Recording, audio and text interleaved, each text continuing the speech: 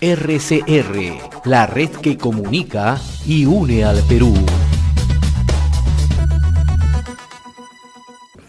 En esta parte del programa vamos a dialogar con el magíster Juan Carlos Castro, quien es biólogo, especialista en gestión integral y sostenible de recursos hídricos. Vamos a dialogar sobre un tema trascendental como son los recursos hídricos y las cabeceras de cuenca. Buenas tardes, muchas gracias, señor Juan Carlos Castro, por este contacto. Buenas tardes, un gusto y un saludo a toda la radio audiencia y teleaudiencia que nos estén escuchando. Bien, sí, vamos a, sobre todo en los sectores más alejados del país, tratar este tema, y para entrar en contexto, señor Castro, quisiera que nos comente a qué se llama cabecera de cuenca, por favor. Cabecera de cuenca tiene varias definiciones, pero nuestro país ya ha definido una que fue propuesta en la ley 3640, la ley de cabecera de cuenca, como es conocido, y que define a las cabeceras de cuenca como aquellos donde se originan los primeros ríos o los primeros cauces, ¿no? Ahora, si me permite, no sé si puedo proyectar una lámina que justamente usé para poder explicarle de manera más didáctica. Sí, ¿Me dan sí, acceso, por claro. favor? ¿Si me dan acceso? Sí, claro, sigue usted.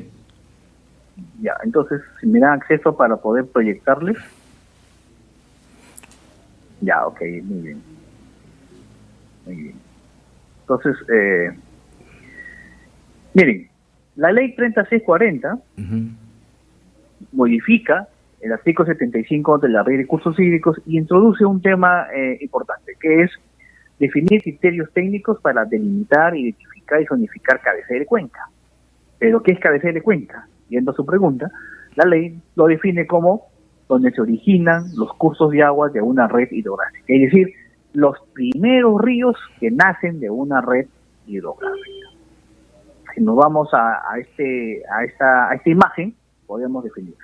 Antiguamente, ¿no?, definíamos cabecera de cuenca como la imagen de la izquierda, que es la parte alta de la cuenca, y así siempre lo hemos trabajado, hemos dado en conferencias, y así siempre se nos ha internalizado que la cuenca tiene tres partes: parte baja, parte media y parte alta, y se entendía que la parte alta, como está aquí, era la cabecera de cuenca. Y así nuestros legisladores pensaron en esta ley, la 3640. Sin embargo, cuando se aprueba finalmente, se pasa al gráfico de la derecha. Ustedes ven en amarillito unas zonas, ¿no?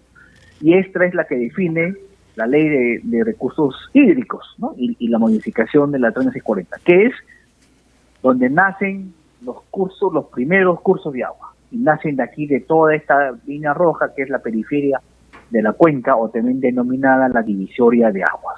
Y entonces tenemos cabeceras de cuenca desde la parte baja, ¿no?, hasta la parte alta. Y rompemos este mito que la cabecera de cuenca es la parte alta. Entonces, la cabecera de cuenca, en conclusión, es donde nacen los primeros cursos de agua.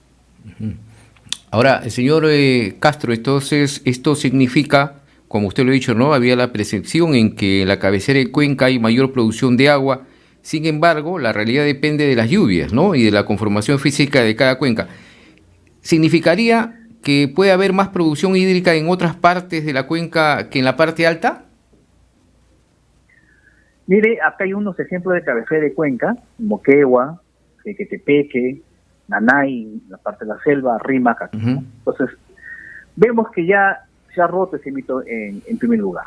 Entonces, aquí en la producción de agua, siempre también se tiene la idea de que es la parte alta de la cuenca la que produce más agua. En realidad, donde se almacena más agua es en las partes altas de la cuenca, no en la parte alta como división de cuenca, sino en las partes altas, ¿no? Si vemos aquí en el gráfico de la izquierda, ustedes ven todas las cabeceras de cuenca que están alrededor de toda la cuenca, y es en donde se produce la recarga hídrica, ¿no? Pero no necesariamente en esta parte alta se produce la mayor cantidad de agua, ¿ya? Por lo general se produce en la parte media, ¿ya? O sea, no es una norma, regla general, ¿no? regla general, de que las partes altas donde se produce mayor precipitación y donde hay mayor recarga. No, se produce en las partes altas y en algunas cuencas, va a depender de las características de la cuenca, se produce en la parte media de la cuenca, ¿no? Es decir, en las cabeceras de la parte media de la cuenca, ¿no? Se produce mayor producción. Y esto pues interactúa este recurso hídrico con el suelo, la vegetación, y eso es lo que le da pues esa producción de agua en las cuencas, que es tan fundamental protegerlas también, ¿no? Uh-huh. Bien, y ahora también se piensa, dialogando de esto, señor Castro, que la norma de cabeceras de cuenca aprobada es para excluir determinadas actividades productivas, incluso hablan de intangibilidad. Explíquenos, por favor, si es así. Sí, miren, hay un tema que hay que descartar y poder informar a nuestros radioyentes y los que nos están viendo, es que cabecera de cuenca no es sinónimo de intangibilidad. La ley 3640 no se aprobó para restringir ninguna actividad, ¿no? Solamente el gran aporte que hace esta ley es definir la cabecera de cuenca, nada más. No hay mayor aporte de la ley 3640, ¿sí? Eso partiendo. ¿Por qué? Porque todas las actividades y o proyectos que se den en el futuro en una cuenca, ya hay una regulación ambiental que protege toda la cuenca. Tenemos la ley de recursos hídricos, la ley general del ambiente, la ley del sistema de evaluación de impacto ambiental, la ley de gestión ambiental, entre otras. Todas estas normas lo que hacen es que cautelan todos los recursos naturales que están en este ámbito geográfico, en esta cuenca, con la evaluación ambiental, con el estudio de impacto ambiental, con el análisis de los impactos sobre los recursos hídricos, con las medidas de protección, con las medidas de manejo, las medidas de mitigación de impacto, las medidas de compensación si es que te va a afectar, etcétera. Ya está regulado. Entonces, en ese punto no hay más, no ha dado más aporte la ley 3640 cabecera de cuenca. Ahora, para declarar intangibilidad, no es que porque hay una afectación, hay una descarga de agua residual, hay que declarar intangible. No es así, ¿no?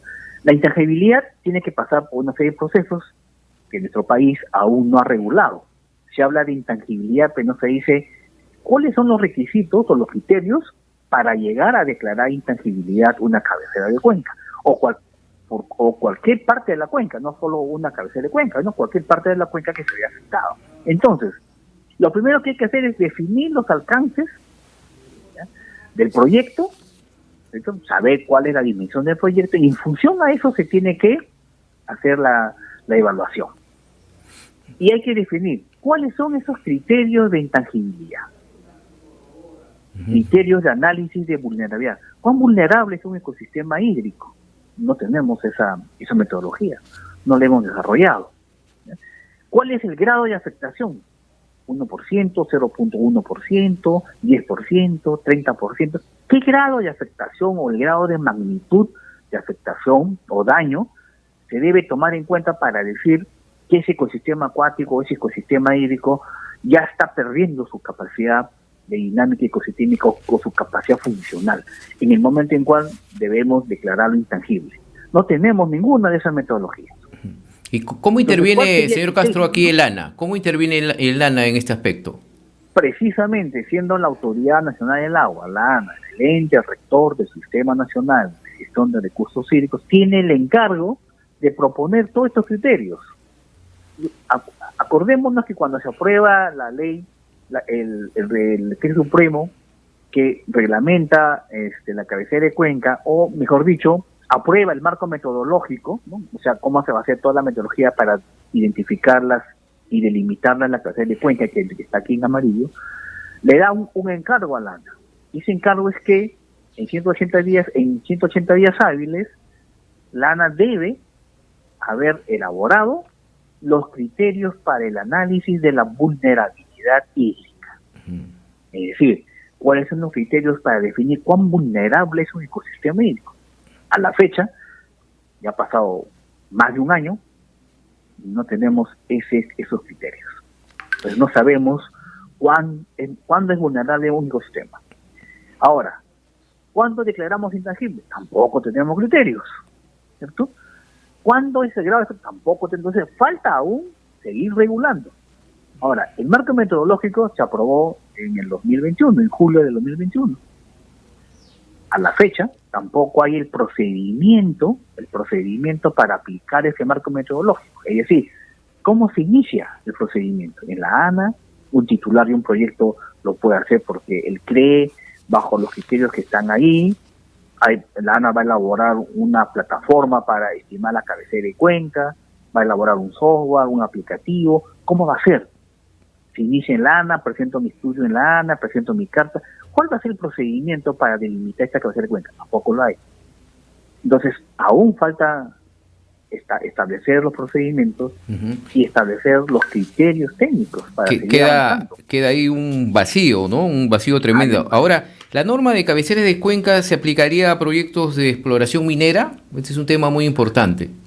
Sí, toda norma no es retroactiva, ¿no? Entonces, desde el momento que se aprobó la ley y desde el momento que se aprueba el marco metodológico en 2021, a partir del 2021 debería en adelante todos los proyectos que vengan, cuando diseñen el proyecto y establezcan el estudio ambiental, en el estudio ambiental tendrán que ellos primero definir si están en una cabecera o no, si están totalmente en una cabecera, si están parcialmente o no están en una cabecera, ¿no? Y para saber eso, la ANA tiene que definir el criterio y los procedimientos, cómo se va a hacer.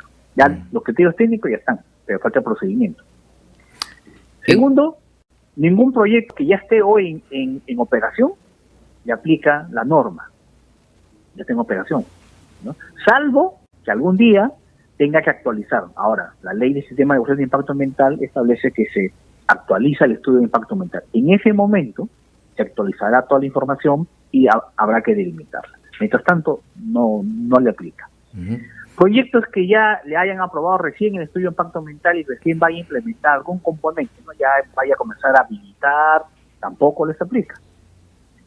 Y en general, si hay un proyecto nuevo ahorita, tampoco le aplica porque no hay procedimiento. O sea, ¿cómo aplico el marco metodológico?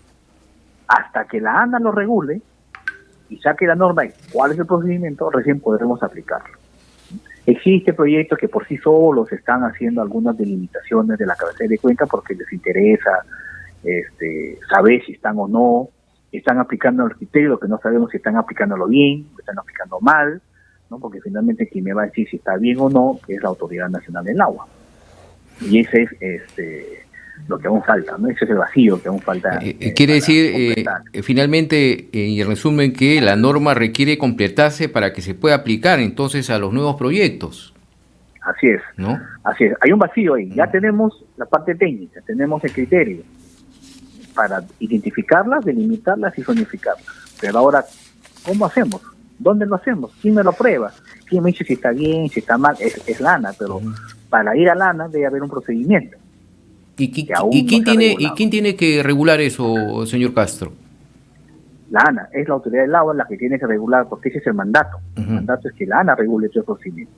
Ahí va a quedar escrito, cuando lo regule, cómo se inicia el procedimiento en la ANA. Ahora, falta otro procedimiento, que es, ya tengo mi cabecera de cuenca aprobado por la ANA, ¿cierto? Comienzo a hacer mi estudio ambiental y voy a proponer medidas especiales, que así dice la norma. ¿Para qué identifico mis cabeceras de cuenca? Para proponer medidas especiales de protección. Las medidas especiales no es nada más ni nada menos que las propias medidas de manejo que ya hoy usan todos los proyectos en sus estudios ambientales. Es decir, ya evaluamos toda la cuenca. No solo se va a evaluar la cabecera, hoy se evalúa toda la cuenca, incluidas las cabeceras que existan, ¿no? Ahora el tema es, esas medidas especiales van a ser diferenciadas de las medidas que ya se proponen para todo el proyecto y para toda la cuenca. ¿Cómo van a ser esas medidas especiales? Tampoco se ha definido, dice medidas especiales. Falta que ahora se regule en el Ministerio del Ambiente, cuando se establezca en el estudio de impacto ambiental, ¿qué son medidas especiales para la protección? Si ya el estudio de impacto ambiental hoy, regulado por el sistema de evaluación de impacto ambiental, ya define todas las medidas de manejo que se tienen que hacer para mitigar los impactos en un área donde se ríe un proyecto o para compensarlos ambientalmente. Ya está definido. Entonces, estas medidas especiales adicionales, ¿cómo se van a tratar en el estudio ambiental? Tampoco está definido. Le falta al MINAM regular también ese aspecto. Y ahora, estos vacíos, pues, indudablemente son los que generan, pues, nuevos conflictos sociales para el inicio de un proyecto, ¿no? Así es, como hay vacíos, ¿no? Y hay una interpretación, y es entendible porque las comunidades u otras autoridades locales o regionales, por no tener toda la información, entonces pueden asumir que ya una vez aprobada la ley y una vez aprobado el marco metodológico por parte de la Autoridad del Agua, ya las cabeceras de cuenca entienden que son intangibles y que no hay que ningún proyecto se puede hacer ahí, ¿no? Y eso no es así. No se ha regulado para restringir, sino para saber que lo que hay ahí hay que cuidarlo con medidas que se tienen que aplicar. Entonces, ¿quién tiene que dar la información de primera mano? La Autoridad Nacional del Agua, es el ente que va a regular todos estos aspectos en recursos hídricos en Cuenca, ¿no? Esa es su responsabilidad. Una responsabilidad grande que tiene que hacerse pronto. Sin embargo, lamentablemente en esta institución hay una serie de problemas, ¿no? Precisamente hoy se ha nombrado a un nuevo jefe precisamente del ANA. Muchas gracias, magíster Juan Carlos Castro, por esta explicación clara, concreta, y hemos tenido incluso la visualización para los que nos siguen a través de la TV, y seguramente vamos a seguir hablando porque acá hay mucho todavía por resolver en este importante tema. Muy amable. Gracias a ustedes, muy amable por la entrevista, y espero haya sido didáctica la explicación que es necesaria para todos. Así es, muchas gracias. Hemos estado con el magíster Juan Carlos Castro Vargas, biólogo, especialista en gestión integral y sostenible de recursos hídricos aquí en RCR. RCR, la red que comunica y une al Perú.